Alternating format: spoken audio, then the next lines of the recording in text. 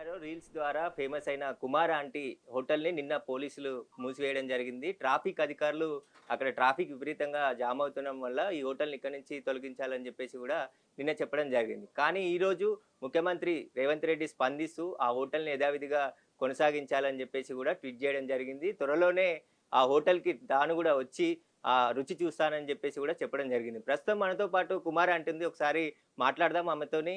చెప్పండి. అసలు మీరు హోటల్ మళ్ళీ ఓపెన్ అవుతదనుకుర్రా? అనుకోలేదు. భయమేసింది. కానీ అంటే ఇన్నాళ్ళ నుంచి దీని మీదే ఉంటున్నాం కదా! ఏంటి ఇట్లా ఇది చేశారేంటని ఫస్ట్ నిన్నల్లా అయితే అసలు ఫుడ్డే తినలే నిన్నల్లా. హ్మ్.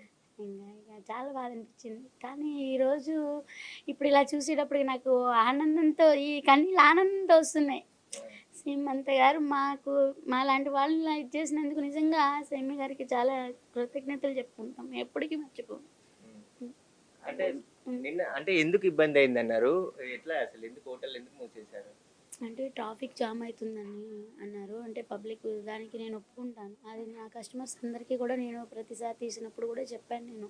వీడియోలతో గానీ వీడియోలు తీయొద్దు నాన్న. ఇది పబ్లిక్ ఇదే కదా! అంటే రోడ్డు మీద ఫుట్‌పాత్ కదా నాన్న! అలా చేయొద్దు నాన్న అని కూడా చాలా మందికి చెప్పాను నేను. అంటే సీఎం గారే ఇప్పుడు స్పందించి